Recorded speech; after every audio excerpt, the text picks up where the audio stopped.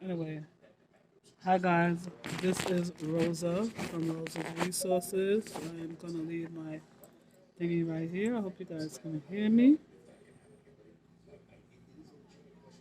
Okay, much better. I'm just trying to get like better quality. So this video, I just want to talk about just certain things that's going on in the world right now as it relates to people not being genuine. You know, it appears that you have people around you that are not real, that they're plotting against you, but you don't know it. They're plotting against you, but you don't know it. You're thinking that these people are genuine friends, but in the meantime, they're plotting and planning behind your back. Please be careful. This is especially for people that have young people. You have so many people around you. You guys are smoking together, drinking, partying. Sometimes you guys are sharing the same mate and you don't even know.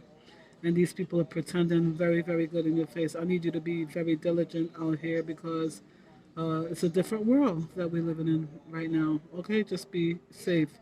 I want to talk about this young lady that went to Mexico and allegedly her friends have something to do with her murder. That is horrible. I just would like you guys not to be dying for love out here. You know, it's okay to go places by yourself if you don't have genuine friends. Again, they appear to be friends, but they are not friends.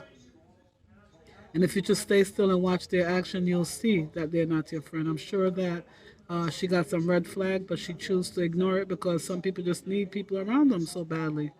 Okay.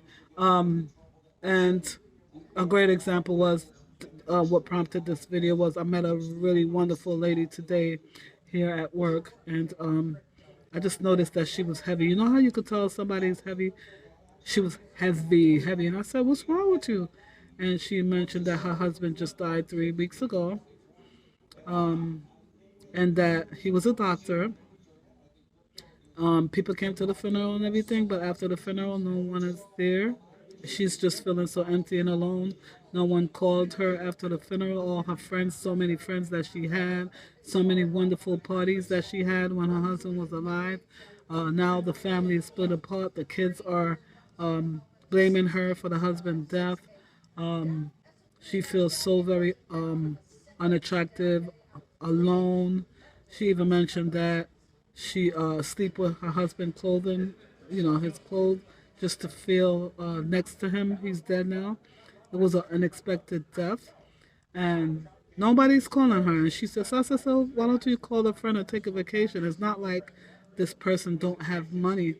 She has money, but you guys, money do not fill up empty spaces in your heart. Trips do not fill up empty spaces in your heart.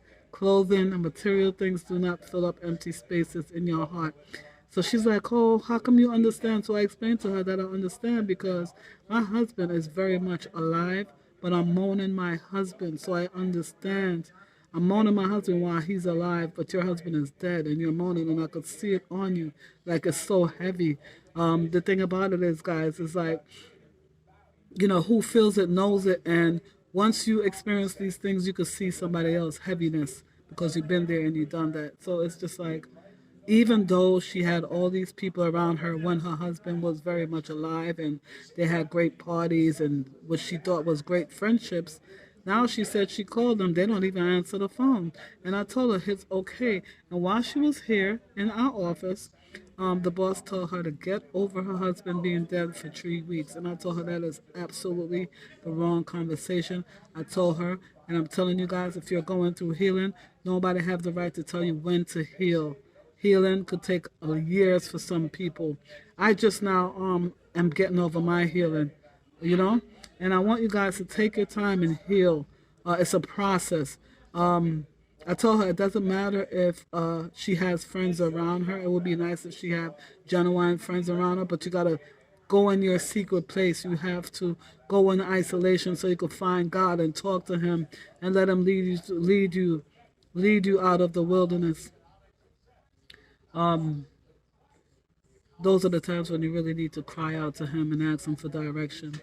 I know about it, guys. Like in the wilderness, when you're in the wilderness and there's nobody else to cry out for, you have to cry out for God and know that He will get you through, and she will be okay.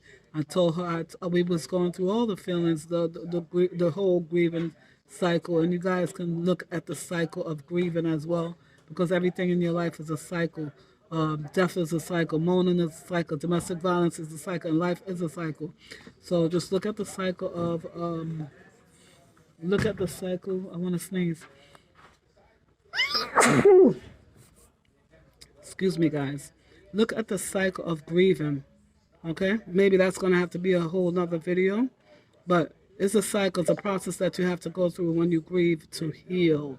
It's not fast, it's not swift, and nobody can tell you when to do it. But if anybody is going through grieving, take your time. Okay, take your time. Nobody's going to rush you. You're not going to feel like you could eat. You're not going to feel like you want to be around people.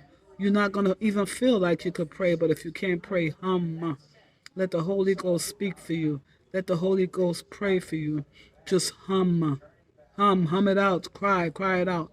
And then I was telling her about crying, and she said that her husband died, but she was so numb, she can't cry. And until she get that first ball out, you know, guys, crying is healing, and it's okay to cry it out, to get it out of your system.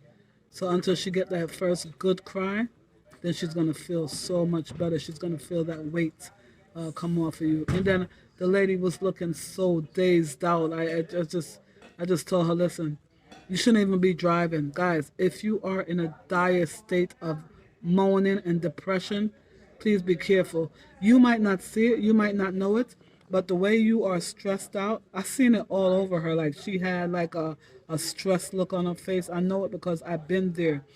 So stressed, so focused on the stress. You can't see nothing around you.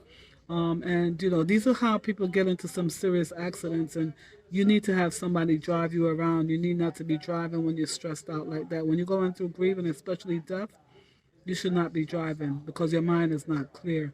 So I suggest if you're going through a situation like that, that you should hit the gym.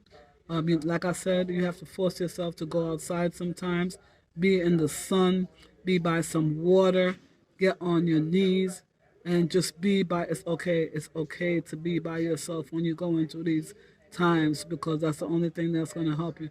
She said that when she's around people, when people was around before her husband was buried, she used to feel good. But that is just a distraction, because when you are alone, this is why alone time is so important. When you are alone, this is when you find God and you're talking to Him and you're dealing with what you have to deal with, which is the grieving process. You have to deal with it, okay?